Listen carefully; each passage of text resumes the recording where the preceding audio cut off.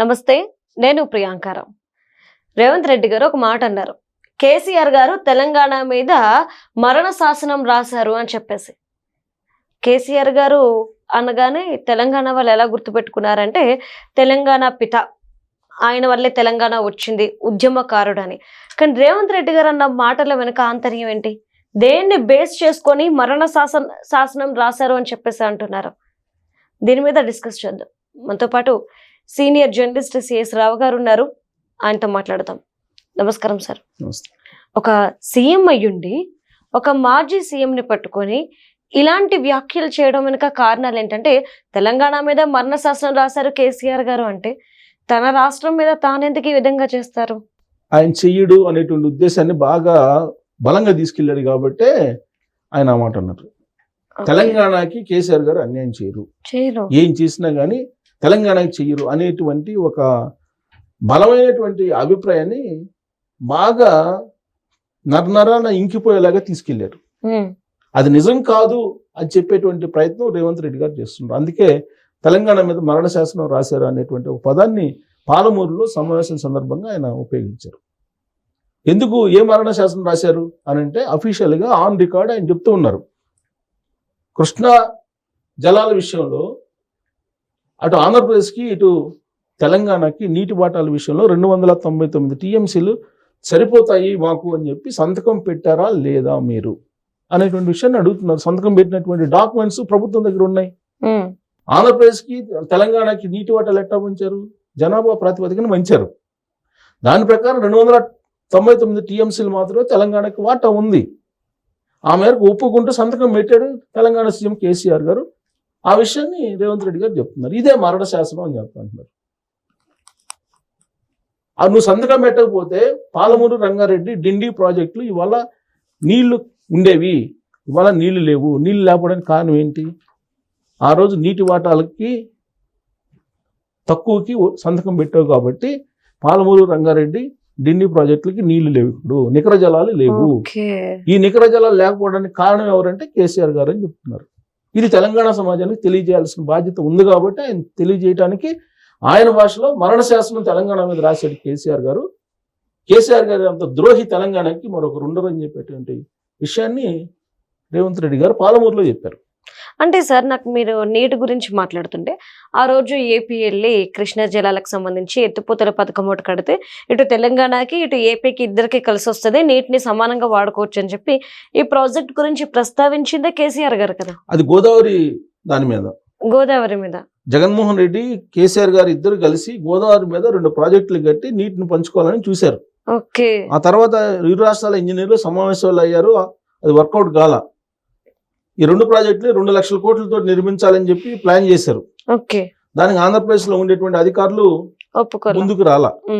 అప్పటికే కేసీఆర్ గారికి ఆంధ్రప్రదేశ్ కు సంబంధించిన ఆస్తులు రాసి ఇచ్చారు జగన్మోహన్ రెడ్డి గారు అనేటువంటి అపవాదుని మూట కట్టుకున్నారు జగన్మోహన్ రెడ్డి గారు అప్పట్లో.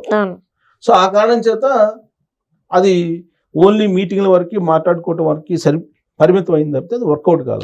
కాకపోతే కృష్ణా జలాల విషయంలో పోతిరెడ్డిపాటికి సంబంధించినటువంటి నీటి విషయంలో రాజీ పడ్డాడు కేసీఆర్ గారు అనేది మాత్రం ఆయన మీద ఉన్నటువంటి ఆరోపణ. ఎందుకు? రాయలసీమని రతనాలసీమ చేస్తానని చెప్పేసి ఎక్కడ మాట్లాడారు?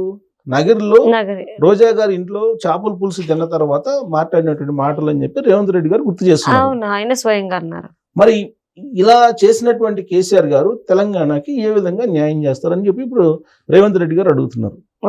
అడుగుతూ ఇప్పుడు ఏమంటున్నారంటే, ఇరు రాష్ట్రాల మధ్య నీటి పంపకాల విషయంలో నెగోషియేషన్ విషయంలో ముందుకు పోవాలి అని అంటే ముందు కృష్ణా జలాల వాటాన్ని తేల్చాలి. నికర జలాలు పాలమూరు రంగారెడ్డికి డిండికి వచ్చేలాగా చేయాలి. పాలమూరుకి 90 టీఎంసీలు, అలాగే డిండికి 30 టీఎంసీలు నికర జలాలు ఉండేలాగా ఆంధ్రప్రదేశ్ని ఒప్పించుకునేలాగా చేయాలి. అప్పుడే నెక్స్ట్ నెగోషియేషన్స్కి గోదావరి బేసిన్ మీద ప్రాజెక్టులు కట్టుకోవడానికి కానీ బనకచర్ల కట్టుకోవడానికి కానీ మేము అంగీకరిస్తాం, లేదంటే మేము ఫర్దర్ చర్చలకు మేము రాము అని చెప్పి మాట్లాడుతూ ఖచ్చితంగా పాలమూరు రంగారెడ్డి డిండికి నికర జలాలని సాధించగలుగుతాను ఆంధ్రప్రదేశ్ ముఖ్యమంత్రితో మాట్లాడి, ఆంధ్రప్రదేశ్ ప్రభుత్వంతో మాట్లాడి ఆ హోప్స్ నాకున్నాయి అనేటువంటి విషయాన్ని ఆయన వెల్లడించారు. కేసీఆర్ గారు చేసినటువంటి ద్రోహం ఏదైతే ఉందో ఆ ద్రోహాన్ని నేను సరిచేస్తాను అని చెప్పి అక్కడ ఉన్నటువంటి ప్రజలకి హామీ ఇచ్చారు. అలాగే పాలమూరు రంగారెడ్డి డిండిలో జరిగినటువంటి అవినీతి గురించి కూడా మాట్లాడారు.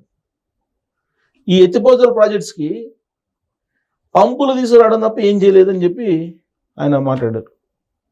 పంపులు కాలువలు తప్ప ఏం చేయలేదు, వాటిలో అయితే 30% కమిషన్ వస్తుందని చెప్పి అది చేశారు, కమిషన్లు లాక్కొని వెళ్ళిపోయారు, ఢిల్లీ ప్రాజెక్టును అదే చేశారు, అప్పులు తీసుకొచ్చారు ఇక్కడ పెట్టారు, కమిషన్లు తీసుకుని వెళ్ళిపోయారు, ఇవాళ అప్పులు తీసుకురావడానికి కూడా అవకాశం లేకుండా చేసి వెళ్ళిపోయాడు కేసీఆర్ గారు, ఇది తెలంగాణకి ఆయన చేసింది అనేది విషయాన్ని రేవంత్ రెడ్డి గారు చెప్తున్నారు. కేసీఆర్ గారు ఏమో మా తెలంగాణ పిత అని చెప్పి కొంతమంది పూజిస్తూ ఉంటారు.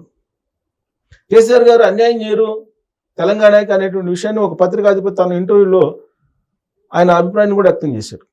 కానీ ఇప్పుడు రేవంత్ రెడ్డి గారు చెప్తున్న దాని ప్రకారం తెలంగాణ మీద మరణ శాసనం రాసినటువంటి లీడర్ ఎవరైనా ఉన్నారో, ముఖ్యమంత్రి ఎవరైనా ఉన్నారంటే కేసీఆర్ గారు అని చెప్పి రేవంత్ రెడ్డి గారు చెప్తున్నారు. మరి ఇది క్లియర్గా కనిపిస్తుంది కదా, నికర జలాల వాటా ఎక్కడుంది? నికర జలాల వాటా లేకుండా మీరు ఎత్తిపోతల పథకాన్ని ఎలా మీరు నిర్మిస్తారు? ఒకవైపు ఏమో నికర జలాలకు సంబంధించి 299 టీఎంసీ మాకు వాటా తెలంగాణకి ఒప్పుకొని సంతకం పెట్టి ఈ ఎత్తిపోతల పథకాలు ఎలా నిర్మిస్తారని చెప్పి రేవంత్ రెడ్డి గారు అడుగుతున్నారు. ముందు అది సాధించాలి కదా, అది సాధించిన తర్వాత కదా మీరు ఇక్కడ కట్టుకోవాల్సింది. కట్టిన తర్వాత దీన్ని నీళ్లు లేకుండా ఎండబెడతారా అనేటువంటి ప్రశ్న ఇప్పుడు రేవంత్ రెడ్డి గారు వేస్తూ ఉన్నారు. అసలు కృష్ణా జలాల వాటాలో మీరు ఎందుకు ఒప్పుకున్నారు, ఒప్పుకోవాల్సిన అవసరం ఏంది అని చెప్పారు.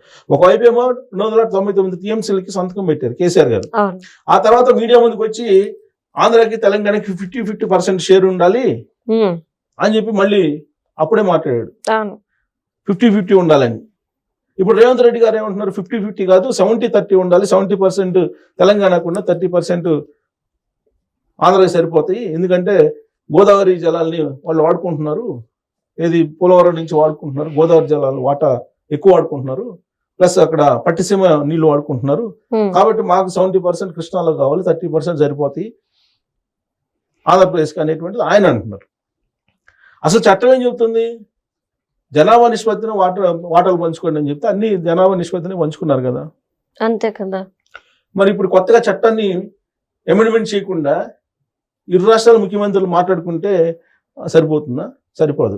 కేంద్ర ప్రభుత్వం జోక్యం చేసుకోవాలి, కేంద్ర ప్రభుత్వం ఒక ప్రత్యేకమైన కమిటీ వేయాలి, ఇరు రాష్ట్రాలను ఒప్పించాలి, నదుల అనుసంధానానికి మొత్తం భారతదేశం ఒక యూనిట్ తీసుకొని భారత ప్రభుత్వం చేస్తుంది. అది నెరవేరాలంటే కనుక అంతర్రాష్ట్ర సమస్యలు తీర్చాలి, అంతర్రాష్ట్ర సమస్యలు తీర్చుతారనే నమ్మకం ఇప్పుడు రేవంత్ రెడ్డి గారికి ఉంది. అందుకే ఈ కృష్ణా వాటాకి సంబంధించినటువంటి వ్యవహారం కనుక పరిష్కారం అయితే నెక్స్ట్ ఫర్దర్ స్టెప్స్ కి నేను సహకరిస్తానని చెప్పి ఆయన అంటున్నారు. అంటూ గతంలో కేసీఆర్ గారు చేసిన తప్పుదాలని పాలమూరులో వ్యక్తం చేస్తూ కేసీఆర్ అనే అతన్ని రాజకీయ జీవితాన్ని మళ్ళీ మొలకెత్తనివ్వను అని చెప్పి ఒక శబ్దం చేశాడు ఆయన. ఎందుకంటే ఆయన ఒక ఈక్వేషన్ చెప్తున్నారు, 10 years పాటు తెలంగాణ ప్రజలు అధికారం ఇస్తారంట, ఏ పార్టీకైనా 10 years పాటు ఇస్తారంట, అది ఒక ఈక్వేషన్ చెప్తున్నారు. కాబట్టి 2034 దాకా తానే ఉంటాను, కేసీఆర్ గారు ప్రతిపక్ష నాయకుడు అసెంబ్లీకి రావాలి, లేదంటే ఈ పాలమూరు రంగారెడ్డి డిండి ప్రాజెక్టు మీద చర్చకు నేను ఎక్కడికైనా వస్తాను, ఆయన రమ్మనండి, ఇద్దరిలో ఎవరు ఓడిపోతే, నేను కనుక ఓడిపోతే రాజకీయాలకు నేను దూరంగా ఉండిపోతానని ఒక ఛాలెంజ్ చేశారు అక్కడి నుంచి రేవంత్ రెడ్డి గారు. మరి ఆ ఛాలెంజ్కి బీఆర్ఎస్ పార్టీ నుంచి ఇప్పటి వరకు నో రెస్పాన్స్. మరి ఎవరు తెలంగాణ పిత, ఎవరు మరణ శాసనం రాశారు అనేది ప్రజలు అబ్జర్వ్ చేయాలి. Right, thank you so much sir.